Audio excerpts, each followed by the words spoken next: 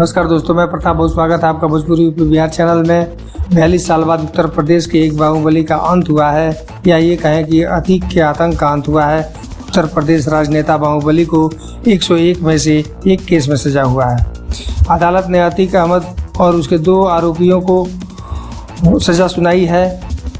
28 फरवरी साल 2006 में उमेश पाल का अपहरण हुआ था।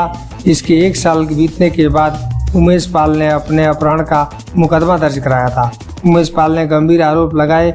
उमेश पाल ने कहा उसे अगवा कर प्रयागराज के अतीक के ऑफिस में ले जाया गया था और उसमें एक बड़ा टॉर्चर रूम था और उसे पूरी रात वहीं रखा गया, धमकाया गया, पीटा गया और हलफनामा लिया गया कि वो राजू पाल के हत्याकांड के टाइम में वो वहाँ पर मौजूद नहीं था।